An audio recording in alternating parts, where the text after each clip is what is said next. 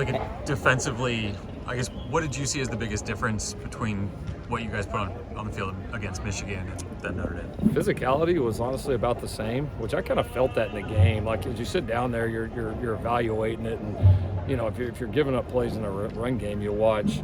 Are we getting moved backwards as a line of scrimmage getting reset, or are we not doing a good enough job in gap control and assignments? And my sense was after the game, before I got to the presser and had a chance to watch it all, that's what it was. And then watching it's exactly what it was. I mean, like the first run of the game, we got two guys completely out of position. It's a perfect call. It should be a dead play. It should be a 4-yard gain maybe. But against a good team with two phenomenal running backs, you give them a couple of gimmies on top of, hey, it's just going to be a real challenge and battle the entire game, and that's where the run defense, was, and those were our biggest struggles throughout the game. It was really assignment based. We didn't play nearly as in sync as we did the previous week. Physicality, effort, and all that was about the same. It was a physical battle. They won some reps, we won some reps. There's a lot of just stalemates right there at the line, which when you have two good groups going at it, that's what you see. But we've got to play cleaner. It's great. We were motivated and ready to play, but those games, you got to combine that with playing just really good ball, like at the end of the day, and being really in sync. And so obviously we're going to dedicate a lot of time to working on that here in the bye week. And here in these last several opportunities, that's got to be at its very best. The Notre Dame loss meant you guys were 0-6 against top 25 teams on the road since you've taken over as coach. Do you feel, is there a through line that you can sense at all through any of those losses or difficulties that you guys have had against good teams? Yeah, we've put ourselves in position to win a lot of these games. Obviously, you've got to go win them. I get it. That's in your ascent as a program, that's one of the last steps, because it's the hardest thing to do, to go on the road and win against really good football teams in college football forever and ever. You see it every single week. It's always a challenge. So, we're putting ourselves constantly in that position, and that's a great start. But obviously, the expectation is to go win them, and we've obviously got some other great opportunities coming up. Another big one here coming up after the bye week. How did you feel about the offensive line's performance just in general, and are you hopeful that you'll have Elijah Gilliam back after the bye? We are hopeful. Yeah, we are hopeful. They're making some real progress, starting to get a lot closer. I think it's more realistic now. I wouldn't say we're for sure there, but it's definitely more realistic than what it's been here the last several weeks. And we battled. I thought honestly we pass protected pretty well. Considering the challenge that was, and I thought by and large Jaden had a lot of time to do what he needed to do. We weren't quite as clean in the run game as we were against Michigan. We missed some opportunities. We had a lot of plays in the run game where 4 guys were really good and 1 guy got beat or missed an assignment, and it made us pay, because the number of just kind of agonizingly close runs were tough to watch that night on the plane ride home, and that's kind of what we sensed during the game. So did a lot of good things, but got to play better. Obviously got some big challenges upcoming. You talk about the missed assignments here in the second part of the season. Why do you think that's still coming up? Well, you get challenged every week, especially defensively is a different challenge. People are gonna formate different. They're gonna block runs different. They're gonna give you different motion shifts, and that's where you just got to stay really locked into your assignment. And I felt like what happened a little bit the other night was we give up the first one, which was total assignment based.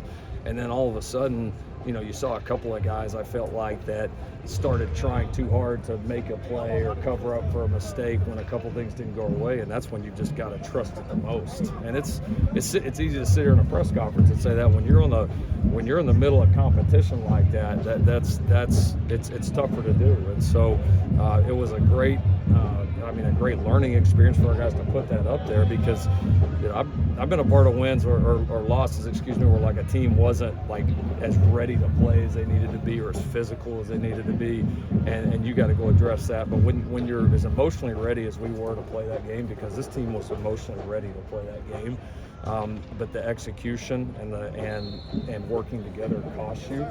It's a tremendous teacher, and so we're going to get a lot of opportunities, kind of like I said in the press conference.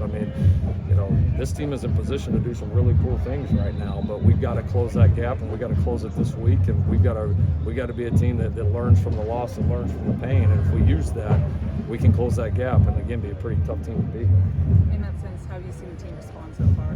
Yeah, they've been good. We had a really good practice here. I think they were watching it, I think they saw exactly kind of what we talked to them about after the game and what we talked about in the team meeting yesterday. And they came out here ready to work and own the things that got to be better. And I think they're disappointed, but I think they also see, a gap that they know that they can close. And it's just, you got to come out here and get your elbows dirty and go to work. Coach, you mentioned the physicality on defense is going to be one point of interest you're going to work on during the bye week. But when you look at the team as a whole, what's one goal you hope to achieve? I think it's we've played pretty physical ball. I mean, I think the big deal for us is cleaning up our game where we just simply play better. I mean, I think we played about our C game the other night, and I told the guys that. That's about our C game. Now we had a chance to win because of the mentality and just I think the mindset of the team gave us a chance to win despite all of our mistakes. So, if we can carry that same mentality and edge that we have these last couple of weeks, and we can clean up some of these areas in terms of our execution and fundamentals, that's typically a pretty good combination of both.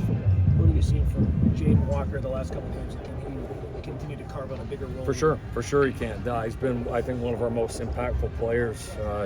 He plays violent. He takes on blocks. He plays without hesitation, and he's just getting better kind of week by week. You can tell. There's part of you that can tell that he missed some of the time that he did coming in here, being injured when he came as a freshman, and linebacker being new to him.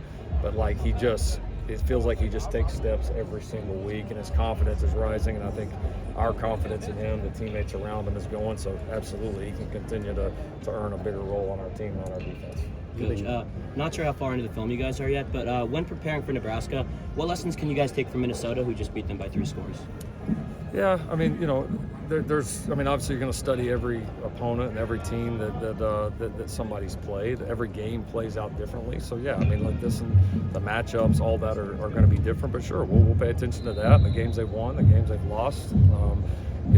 They're going to continue to evolve like other teams are, and obviously, be a fun challenge for us going and playing at their place, and the tremendous home field advantage that they've always had there. So, we'll study it, get our team prepared, and get ready to go. But right now, it's more of a focus on cleaning us up and our execution. So one more. You've been calling plays for a while now as a coach. What do you feel like, maybe even early on, was maybe the most important lesson you learned about calling plays, the art of that?